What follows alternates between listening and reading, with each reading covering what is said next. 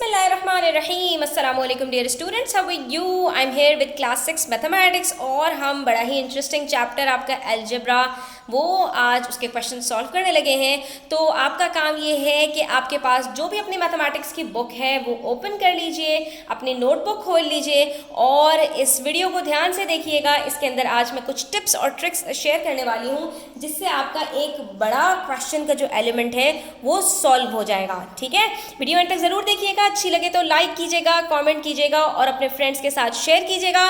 Channel subscribe नहीं किया है तो सब्सक्राइब कर लीजिए। स्टार्ट करते हैं आज की वीडियो और आ जाइए अपने अलजेब्रा की एक्सरसाइज के ऊपर। तो बच्चों, मैंने आपको पहले भी बताया था कि हम दो बड़े जो आपके इंपॉर्टेंट एलिमेंट्स होते हैं अलजेब्रा के अंदर उसके ऊपर बात करने वाले हैं, जिसमें से पहली चीज़ थी सिंप्लीफाई करना, जिसके अंदर हम चीज़ों को छोटे से छोटा जितना पॉसिबल होता है वो कर देते हैं और ये चीज़ हम डिटेल के साथ सीख चुके हैं। अगर अभी तक आपने सिंप्लीफाइंग की वीडियोज़ नहीं देखी हैं तो लिंक डिस्क्रिप्शन बॉक्स में मौजूद है, आप जाकर उसको वॉच कर सकते हैं। ठीक है, और आज हम जो बात करने जा रहे हैं वो है इवैल्यूएट करना, यानी कि उसको दूसरे लफ्जों में कहते हैं find the value of algebraic expressions when the value of variable is given। और ये आपको कहीं पर कहते हैं evaluate करने के साथ और कहीं पर कहते हैं find the value के साथ। ये मैं आपको डिफरेंट बुक्स के अंदर अभी शो करूंगी। सबसे पहले इस चीज़ को समझ लें कि जब भी आपसे evaluate करने के लिए कहा जाएगा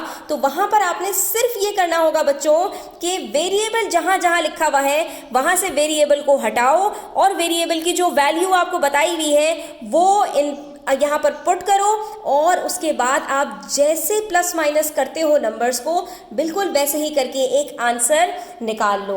क्या मतलब इस बात का? जैसा कि आप यहाँ पर देख सकते हैं कि हमसे कहा है अलजेब्रिक एक्सप्रेशन दी हुई है p+5 जिसके अंदर p वेरिएबल है, लेकिन इन्होंने कहा कि आपने इवैल्यूएट करना है p की वैल्यू आपके पास 5 है। फॉर एग्जाम्पल कि आपने कहा मैंने एक पेंसिल खरीदी और मैंने एक 5 रुपए की चीज़ खा ली। ठीक है, टोटल मेरा बिल कितने का बनेगा? तो हमने कहा भाई पेंसिल आपके पास जो है वो 5 रुपए की ही थी, तो आपने कहा अच्छा 5 रुपए की पेंसिल 5 रुपए की चीज मिलकर हो गया मेरे पास 10। तो आप इसको कैसे लिखोगे? 5 is equals to p is equals to 5 है तो आपने कहा 5 + 5 इज इक्वल्स टू 10। ये आपका सॉल्व हो गया। इसी तरह से p - 4 है, p की जगह पर हमने रखा 5 - 4 किया, आंसर क्या आएगा 1। 3p है, अब यहाँ पर 3 के साथ p क्या हो रहा है? मल्टीप्लाई हो रहा है, तो हमने p को ब्रैकेट में रखा। 3 5s are 15, जब भी ब्रैकेट के अंदर होगा तो वहाँ पर मल्टीप्लाई करना होगा। अब यहाँ पर आप अपॉन में देख रहे हैं तो p को हम रखेंगे ऊपर, नीचे 5 डिवाइड हो रहा है तो 5 के टेबल में 5 कब आता है? 5 1s are 5, आंसर आ जाएगा 1, क्योंकि सेम न्यूमरेटर सेम डिनोमिनेटर होता है तो आंसर क्या आता है? 1 आ जाता है। अब यहाँ पर देखो 2p - 8, सिर्फ p की जगह पर हमको 5 रखना है बच्चों। ठीक है, तो 2 5s are 10, 10 - 8 क्या आंसर आता है बच्चों? 2 आता है। इसी तरह से यहाँ पर 5p + 3, तो 5 के साथ आपने p रखा। ठीक है, यानी 5 5s are 25 + 3 क्या आंसर आएगा बच्चों? 28 आएगा। इसी तरह से 6p/5 है तो 6 के साथ पहले 5 को मल्टीप्लाई किया और फिर 5 से ही डिवाइड कर दिया।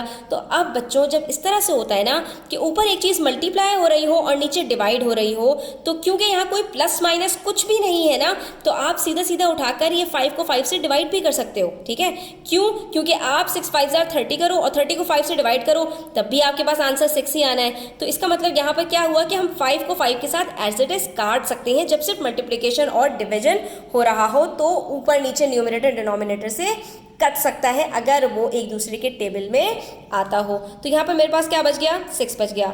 इसी तरह से यहाँ पर 39 था, माइनस किया 4 से और उसके साथ एक p लगा हुआ था तो उसकी जगह पर 5 रख दिया। 4 5s are क्या होता है बच्चों? 20 होता है। तो हमने क्या किया? 39 में से 20 को सब्ट्रैक्ट किया, हमारे पास यहाँ पर आंसर आ गया 19। ठीक है, इसी तरह से 16 + 7p था तो 16 के साथ +7 किया, उसके साथ p लगा हुआ था तो वहाँ 5 रख दिया। 7 5s are क्या होता है? 35, 35 के साथ जब 16 को प्लस किया तो आंसर आ गया 51। इसी तरह से 8p है तो 8 5s are 40 और 40 को 2 से डिवाइड करेंगे तो आंसर क्या आता है?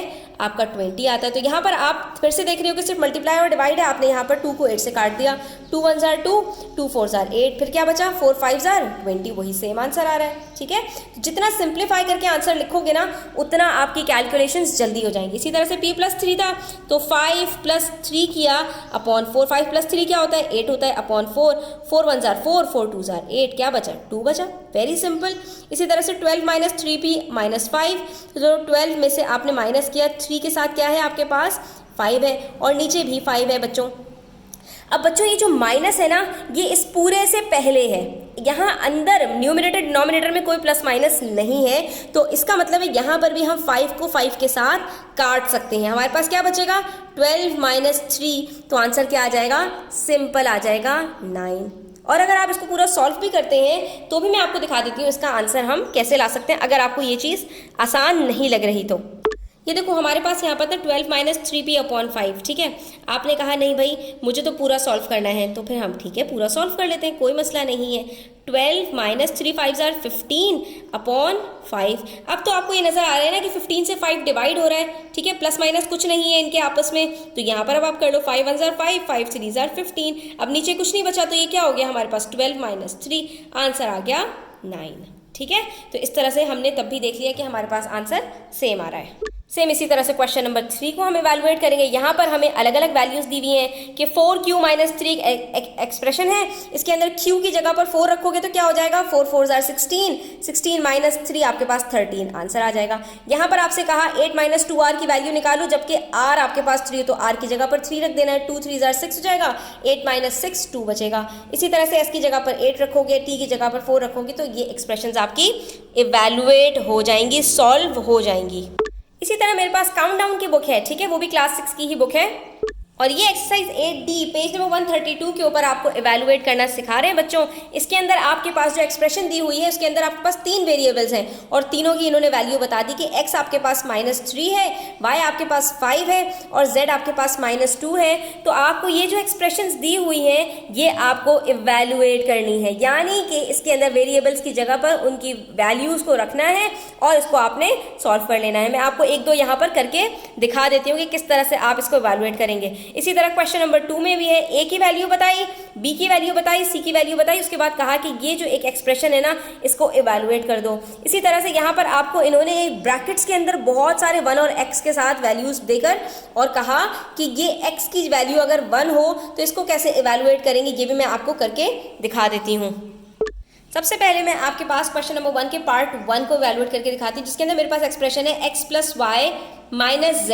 अब यहाँ पर हमें सिर्फ वैल्यूज पुट करनी है। x की वैल्यू क्या है बच्चों -3 है, तो x की जगह पर मैं रख दूंगी -3, ठीक है, ब्रैकेट्स के अंदर रखो पहले वैल्यूज को। उसके बाद आपके पास यहाँ पर एक्सप्रेशन के अंदर क्या मौजूद है, प्लस मौजूद है। फिर y की वैल्यू की बारी आती है, y मेरे पास यहाँ पर है सिर्फ 5, तो मैंने इसको ब्रैकेट में सिर्फ 5 रख दिया। फिर मेरे पास माइनस मौजूद है, माइनस लिखा मैंने, और z की वैल्यू मुझे दे रहे हैं -2, तो ये मैंने ब्रैकेट के अंदर -2 कर दिया। उसके बाद हमने सिंप्लीफाई करना सीखा था कि ब्रैकेट के अंदर और बाहर की जो साइंस होती हैं वो आपस में मल्टीप्लाई हो जाती हैं। अगर वो सेम हो तो आंसर प्लस आता है, अगर वो ऑपोजिट साइंस हो तो आंसर माइनस आता है, ठीक है। तो अब हम इसको ज़रा इवैल्यूएट कर लेते हैं, ठीक है।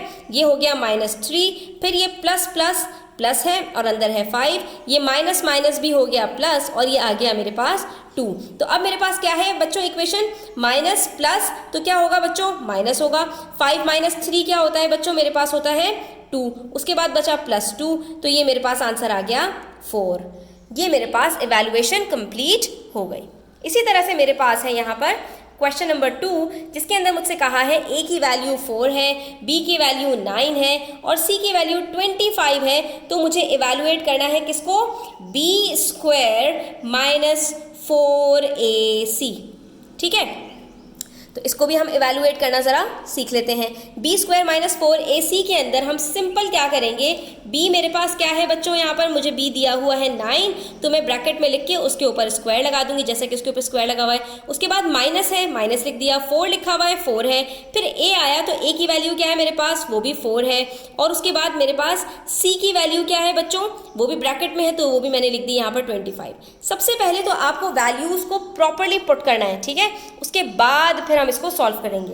अब यहाँ पर 9 का स्क्वायर क्या होता है बच्चों, 9 9 जार 81, माइनस का साइन आ गया। उसके बाद 4 4 जार क्या होता है बच्चों, 16 होता है। ज़्यादा आसान क्या है, 25 4 जार 100 होता है, और 100 को जब आप 4 से मल्टीप्लाई करते हैं तो आपके पास आंसर आता है 400। ठीक है, अब मेरे पास ये आ गया 81 माइनस 400। 81 से पहले प्लस है, ये माइनस है।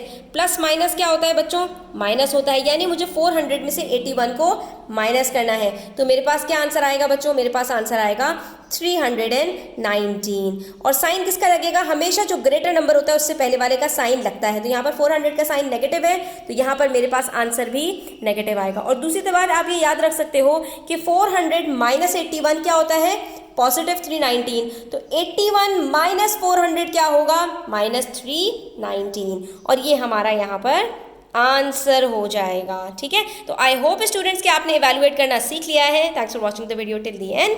टेक केयर, अल्लाह हाफिज।